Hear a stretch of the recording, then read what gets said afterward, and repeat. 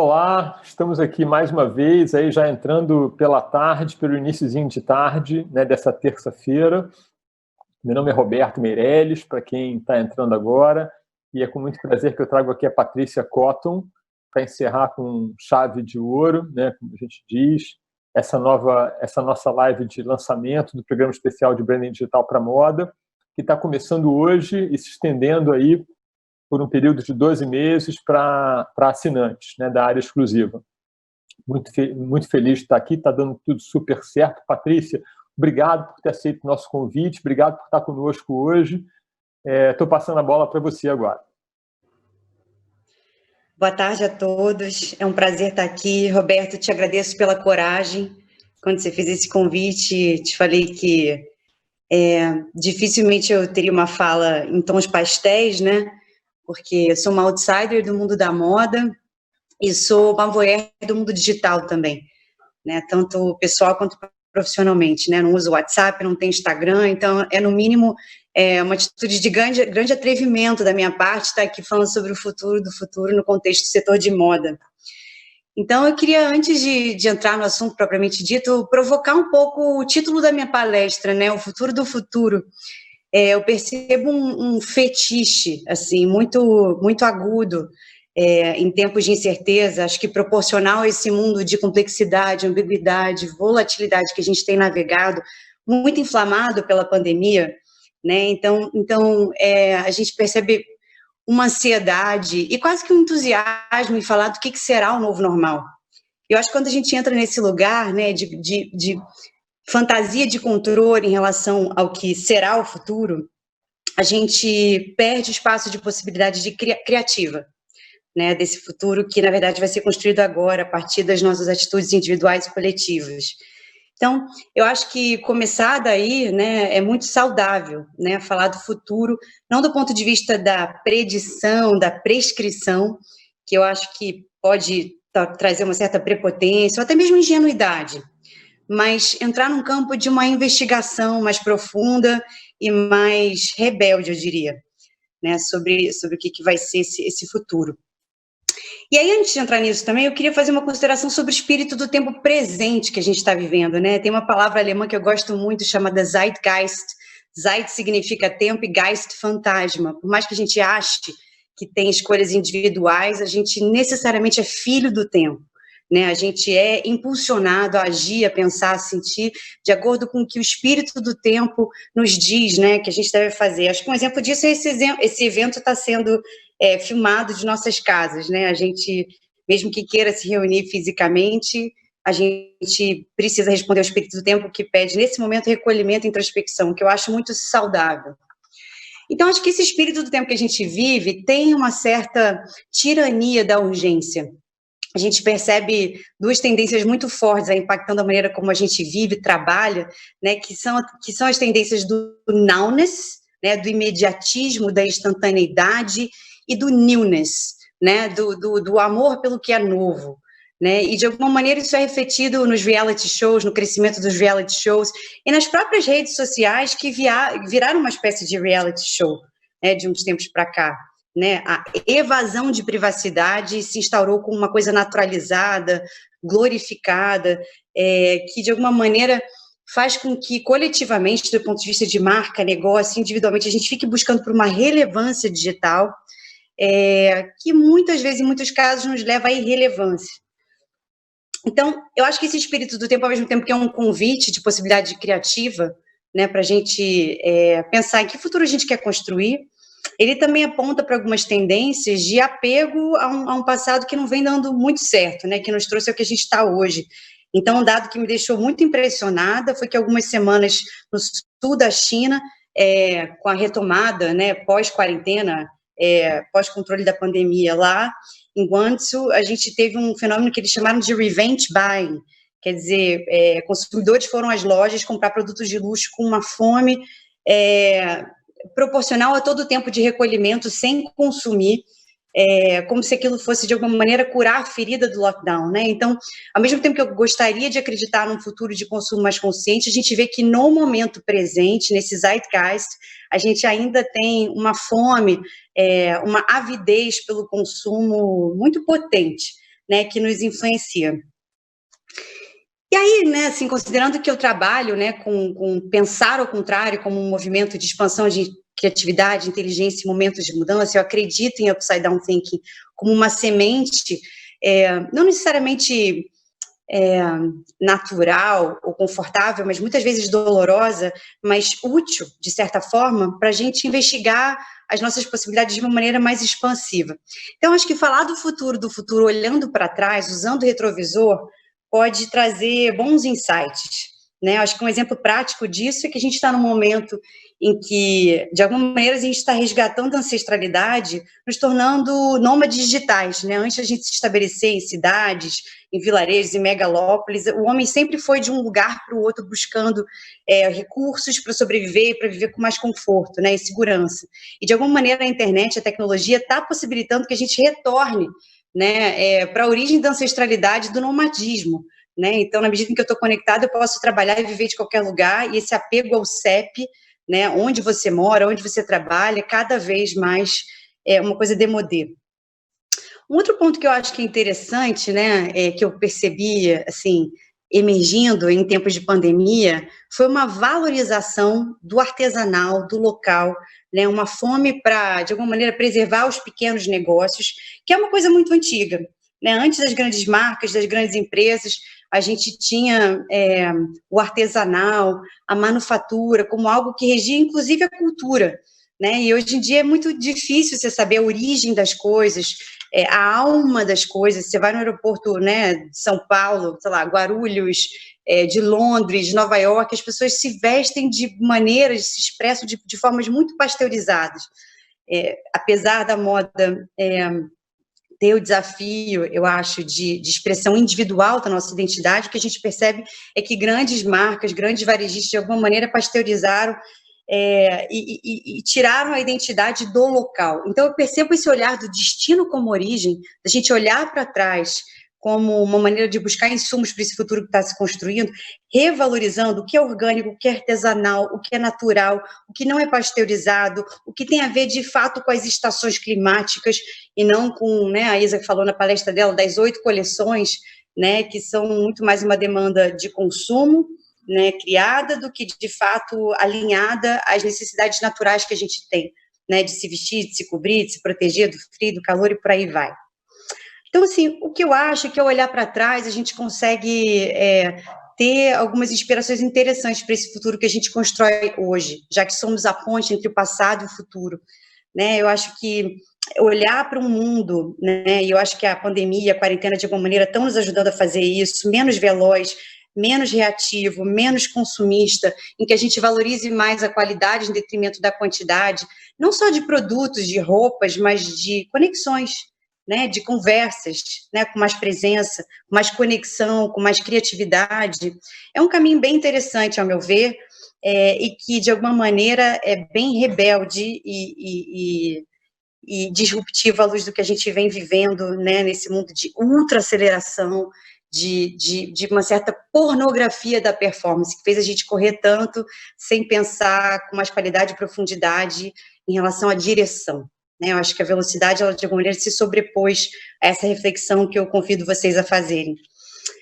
E aí, para dar 2 exemplos muito concretos, né, dessa forma de pensar, né, de subverter os tempos do futuro, do presente, do passado, eu queria falar para vocês de 2 exemplos bem, bem recentes do mundo da moda, que chamaram muito a minha atenção, né? Então, o BAFTA, que é o Oscar inglês, né, uma premiação que tem a presença da monarquia britânica há muitos anos, né, que é recheada por glamour, que vão grandes celebridades do mundo do cinema todo ano, surpreendeu a sua audiência nesse ano ao impor, ao convidar, né, a grandes estrelas para receberem as premiações, que nenhuma delas fosse a premiação usando uma roupa nova. Então, o BAFTA quis lançar essa moda de que grandes celebridades, incluindo a família real britânica, né, Kate Middleton, usou um vestido de 2012, que ela tinha usado num outro evento formal da monarquia, mas estimulou as pessoas a usarem o que já era de seu acervo, peças alugadas e coisas vintage. Né? Então, isso me fez pensar, bom, considerando que Oscar, BAFTA são grandes lançadores de tendência, será que os brechós vão ser o novo normal no futuro? Será que é muito louco pensar isso? É muito distópico, né? Imaginar o brechó como alguma coisa chique, cool, não só sustentável, mas como óbvia, né? Para a gente viver num mundo mais equilibrado, ecológico, economicamente. Uma outra coisa que também, dentro do mundo da moda, me chamou muita atenção, tem uma marca suíça chamada Freytag, que faz bolsa com lona de caminhão. Então, na verdade, essa marca Freytag, ela bebe da fonte do terroir suíço, que é muito focada em qualidade, longevidade, durabilidade, confiabilidade, e produz bolsas, ao mesmo tempo com um material que não é nada nobre, que é desvalorizado, que até pouco tempo era descartado, que é a lona de caminhão, mas que tem uma resistência, uma durabilidade, um reaproveitamento fantástico e transformam isso numa coisa glamurosa.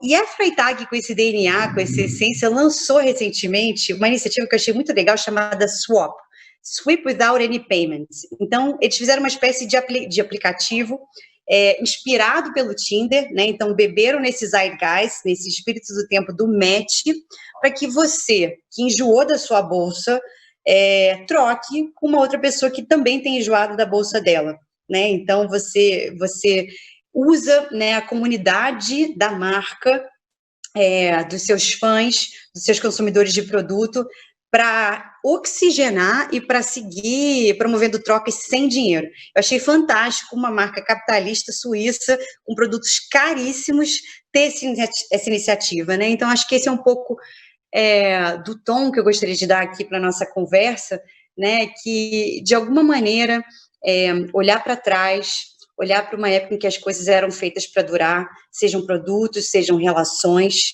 é algo extremamente salutar para esse futuro que a gente está construindo agora, e manifestações disso, seja na premiação do Oscar inglês, né, no BAFTA, seja via essa iniciativa da Freytag, já existem, podem ser excelentes inspirações para quem está agora se repensando.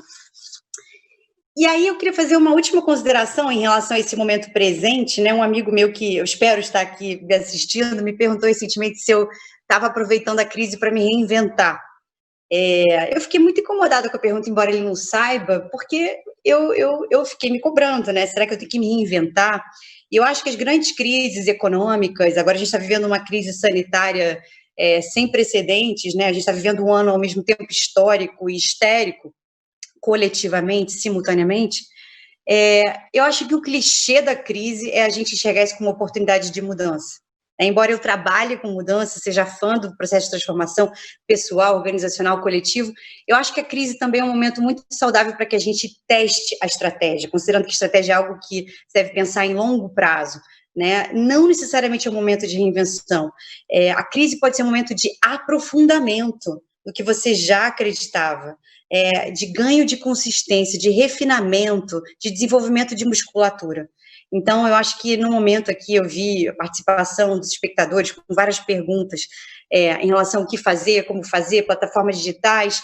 Eu acho que a gente usar uma lente de distanciamento para não entrar na reatividade, né, para a gente focar mais no porquê do que no como ou o que, a gente pode ter um espaço investigativo, criativo bem interessante.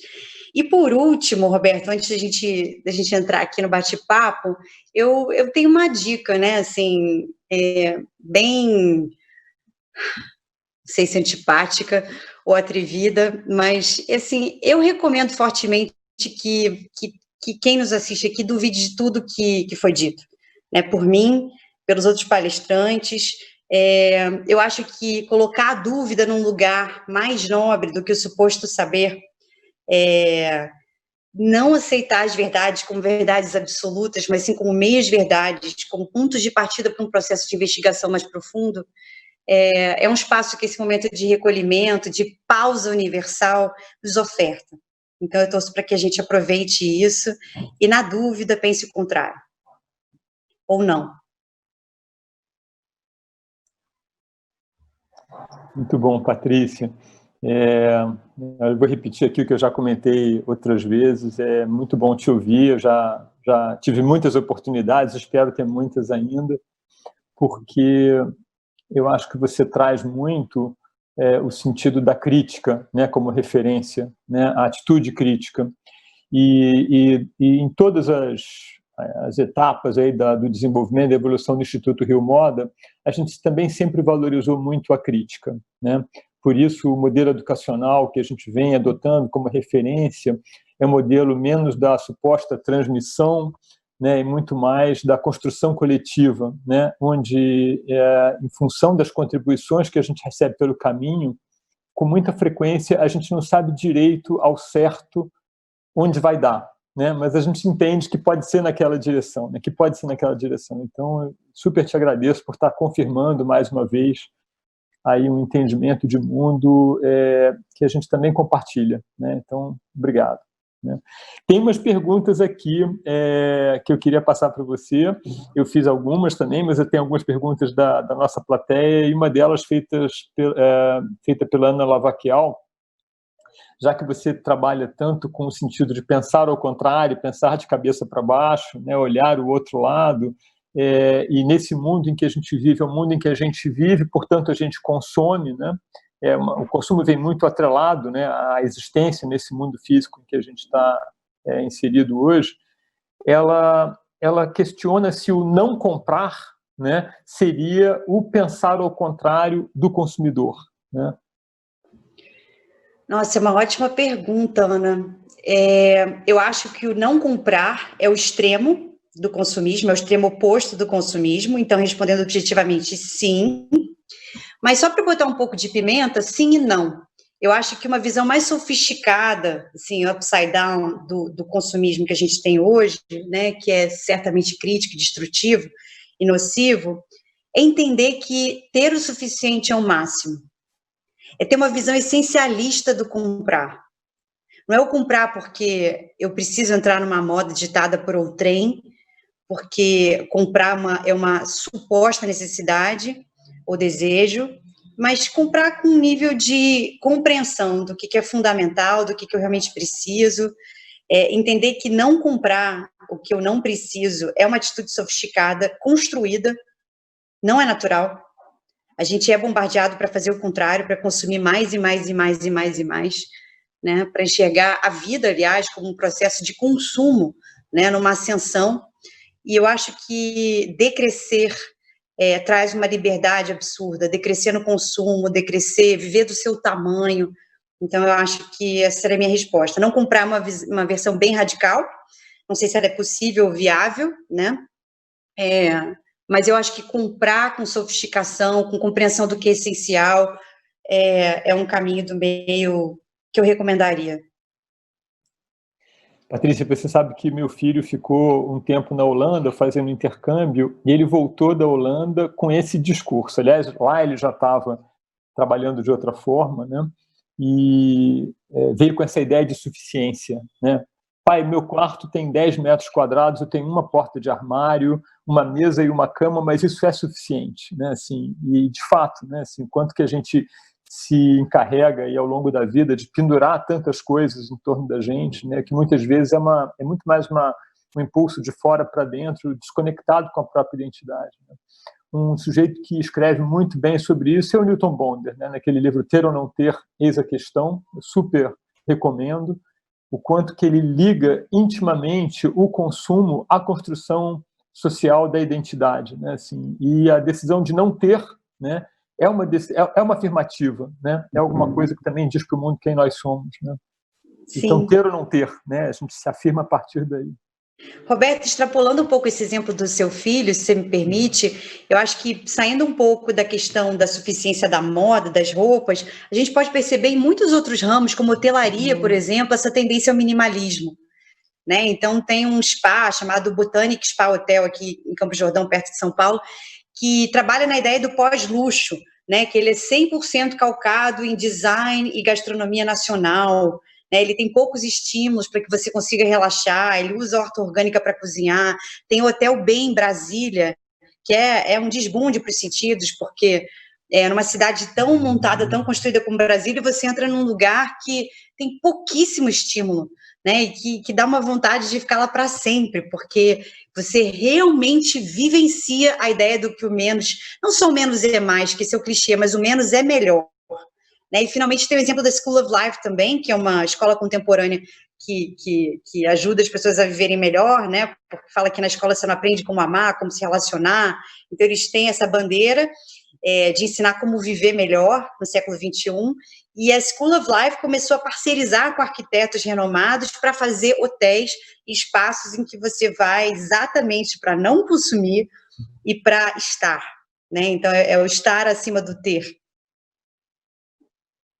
E aí você sabe que vem uma outra pergunta agora do Luiz Guidoni, né? Super natural essa preocupação, né? Porque no que a gente fala de menos consumo, isso acaba puxando, né, menos produção, e isso acaba puxando menos emprego, né? Então, assim, o que fazer com as pessoas todas que acabaram penduradas num sistema, né, de tanta produção para atender um consumo, inclusive, incompatível com a sobrevivência sobre a Terra, né, porque a gente sabe que, seguindo em frente, no ritmo que nós vínhamos, íamos precisar de 3, 4 planetas, coisas que não temos, né?